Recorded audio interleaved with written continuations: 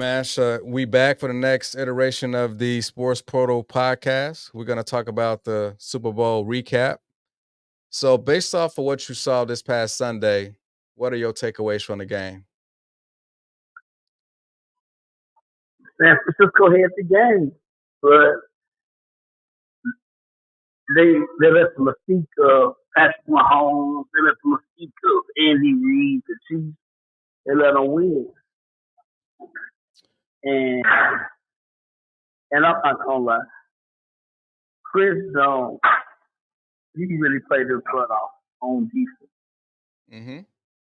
He really played his butt off, and if this was silent MVP, he should have been it because he was disrupted. He disrupted. I know he disrupted at least two touchdowns, for sure touchdowns. Yes, he disrupted two potential touchdowns and also disrupted potential first downs. And for San Fran's last drive in the in a regulation, when that DB came in for the blitz and disrupted that, knocked the ball down. I mean, that Yeah, situation of football in which San Fran, they didn't need a touchdown. They all they needed to do was get like not a first down, bleed out some clock, make KC take their timeouts. And they win in regulation for the most part off a field and goal. they win in regulation, and they win in regulation with the field. Yeah. And I mean, honestly And though, man. I'm sorry, go ahead. go ahead. No, I was saying you go ahead. Okay. It's, I'm a huge fan of Kyle Shanahan, but his last few performances in big games when it came to, the actually all three Super Bowls when he was a coordinator with the Falcons and his last Super Bowl with the Niners against the Chiefs, when he had Garoppolo. Man, he been out coached, right? yes, like Or he. So do you feel that? Well, I can honestly say that's the worst show job in history with Atlanta. oh But do yes. you do you when Jimmy was the quarterback in Sunday? Do you just feel like do he get scared or he go out? Because I don't think he's. I'm pretty sure he's a well playing coach. I really I still think he's top five coaches in the league. But do you think he try to outsmart himself? And the reason why I asked you that, I want to segue into would you have kicked the ball or would you have took the ball in overtime? Based off the new rules, you Yeah. kinda you kinda gotta kick it off just so that you know what you would need once What you you get the got to ball do? back. Because if they score a touchdown, okay, yes, you need a touchdown as well. But here's the kicker: you get four downs every single time. Right. Do you know how hard it is to stop a team off four downs? And they keep going downfield, yeah. Right, right. And KC won off that jet sweep reverse because they did it twice Mm, last year and they won it in overtime this year. So yeah. you know what, Andy Reid, he knows how to push the right buttons when it comes to these big games. But Kyle Shanahan, time after time, we got to stop making excuses for him. Yes, he is a innovative offensive genius, but when it comes to big games, he He don't sell short.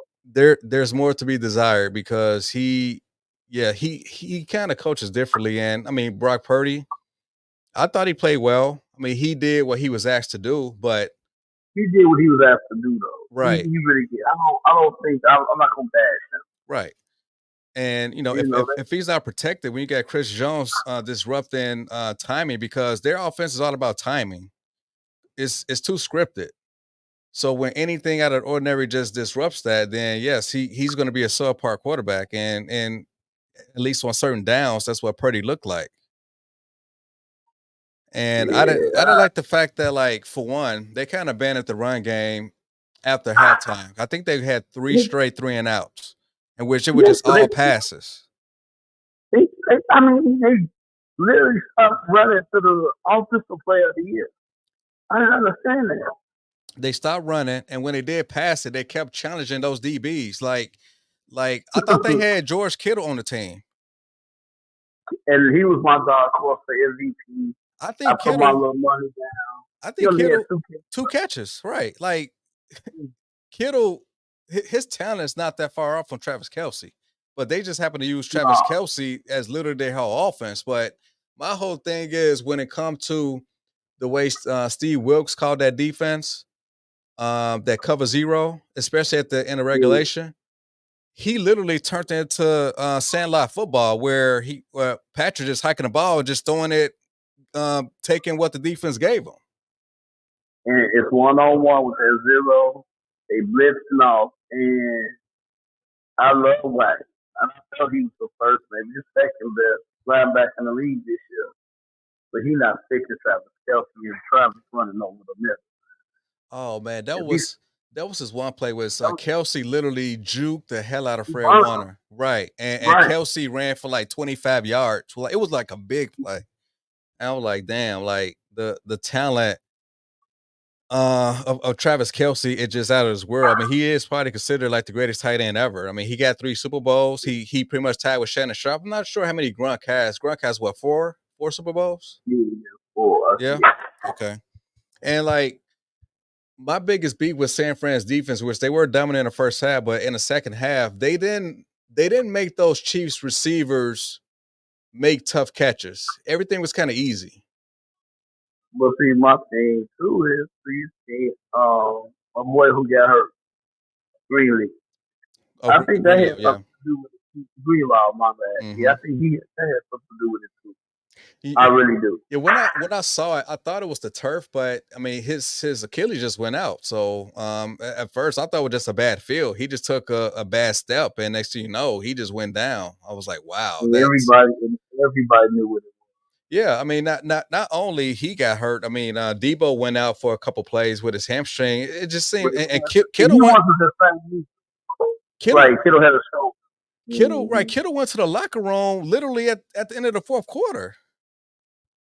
Yeah. So like they were literally running on fumes at the end of the game. Yeah, running on field. And then, like I said, at the end, you you you say, well, we can try to hold Kansas City to a field goal, and that's kind of hard when you knew they was going touchdown the whole way. And like you said about getting the ball first, they made the rules for Kansas City. Kansas City said if San Fran would have scored a touchdown, they would have scored a touchdown. They was going for 2. You know, they said they were going for 2.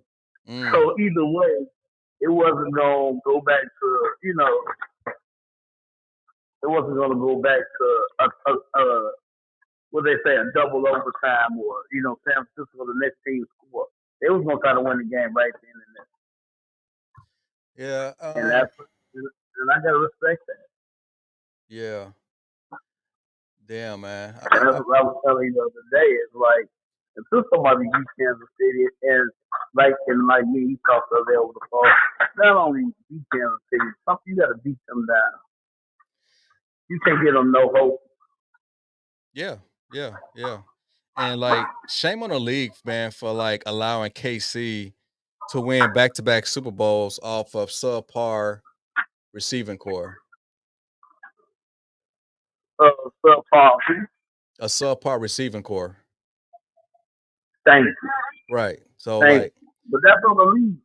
That's on the league. Yeah. I mean, KC knew when to kind of turn it up a gear, which they started doing in the playoffs.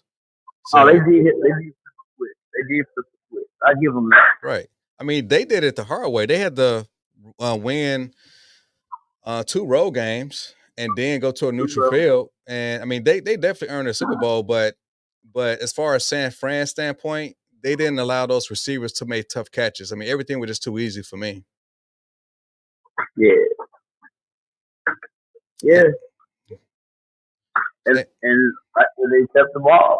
Not kept the ball, but they caught the ball. So they play ball the way they play Kansas City ball when they need to play Kansas City ball. Right. Last 2 hours of the Super Bowl. Right. And that was Kansas City at the time. And they won again. Yeah, and KC, they are a good tackler team, and they didn't like allow those guys to like gash them for like a lot of yak yards, which KC capitalized off of that. If you playing cover zero where no one's surrounding you once you catch the ball, that gives you room to kind of like make a man miss and get like extra 15, 20 yards. Right. There you go. Yeah. And then But and like we keep praising the offense, but like I said, between Jones, McDuffie, and Steve, you wouldn't even throw the ball on those corners, Hey, man. Purdy kept trying them. I mean, they were making good defensive plays and not even making the refs like try to like get them for like pass interference or like defensive holding. Oh, right. They were just great plays, right? The one hand block McDuffie did in the end zone. In the end zone, yes. Yeah, I mean that was just a great play. It was you like you said, you could get the ball no pass interference. It was a great play. I mean, the mismatches was really McCaffrey versus the linebackers as well as George Kittle on the linebackers, but they just kept going. Mm-hmm. They just kept challenging those DBs, and they just kept getting caught. And that was my thing. Like you said, I figured the way they were on the DBs was on the receivers, you thought Kittle would have had a big game. Yeah. Than what he had. Kittle should have had at least 8 to 10 targets. At least 8 to 10 targets. Right. Because those cornerbacks, I love Ayuk and I love Debo. Them corners was on them, boy. Mm-hmm. And plus they didn't like allow those receivers to like get room because it was a couple times where they caught the ball and they were tackled right away. Because Debo he thrives off of like going on motion just to see if they're in man coverage or they're on man to on coverage or zone on man. Zone or man to man. And when Debo got the ball a few times, I mean he was literally tackled right away. So he just wasn't effective as they normally was. So I mean, but kudos to Steve Spagnuolo. I mean he is literally one of the greatest defensive coordinators in the game. I mean you got to put him up there with Buddy Ryan. You got to put him up there with Bill Belichick when he was with the Giants. I mean I mean that's Buddy Ryan, Rex Ryan. Like he really, that defense, his defenses just got some great teams. Like of course the Patriots, his defenses, the undefeated Patriots at the time too. But his defenses, and they have stepped up on the big stage. Mm-hmm. Yep.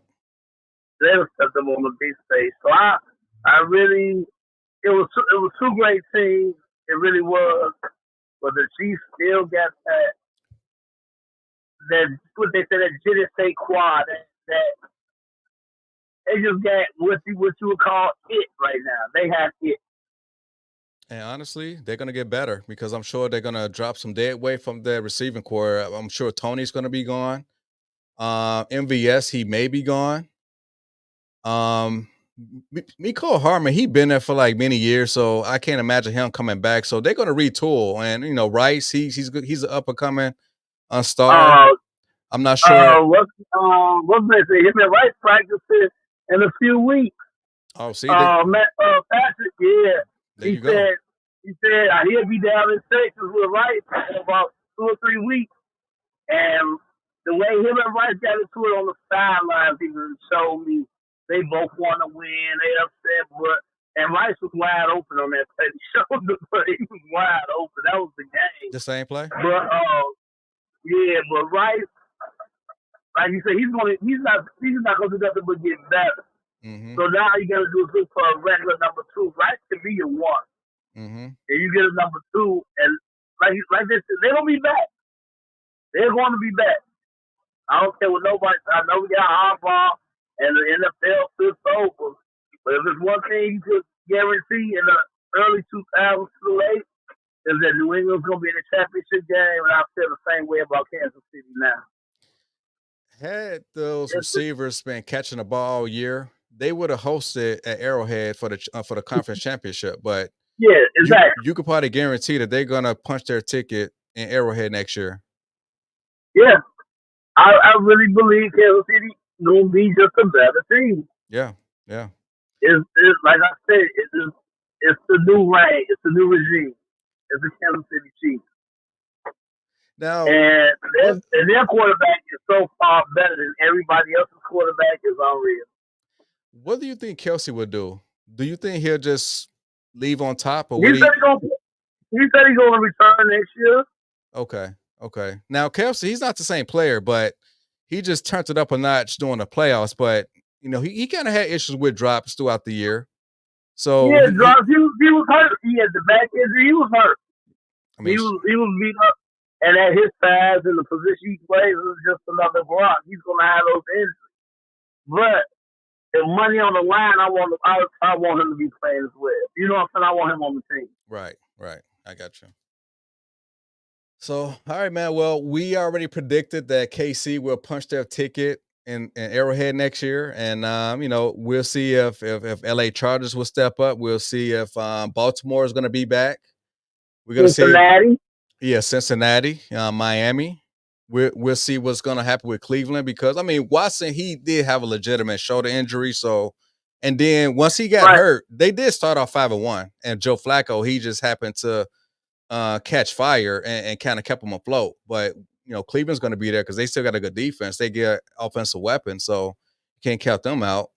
Who else? Aaron Rodgers with the Jets. We got to see about them. Stephon Diggs and Josh Allen. Everybody gonna have a score. Everybody at the end of, I believe this is going to be another great score. But I think is, can you just throw the champ? There's not 4 out of 7, mister. You gotta have that one perfect game to beat them. You know? Yeah. Yes. So we definitely gonna find that out. But until then, we can sit back, look forward to this drive, and we definitely we're NFL 24/7. So we're definitely gonna be talking about the NFL for the rest of the year until the new season begins. But I guess we gotta look forward towards this sport. This is basketball. This watered down league that we're in right now. Well, so that's definitely gonna be our next topic coming up. The league. I really believe the league needs help. I know I'm old school, get off my line and everything like that, but if these players would just put a hand in somebody's face sometime, I'd be happy. You know? Yeah. But that's for another conversation for next week. We'll definitely dive into that then. All right, brother. You stay safe out there. I know you delivering that mail and everything. So, but yeah, definitely gonna get you back in studio, and we'll definitely have some more topics in hand. You know what? I catch up with you in a week, baby. All right, man. All right, baby. All right. Signing out. You know it. Signing out later.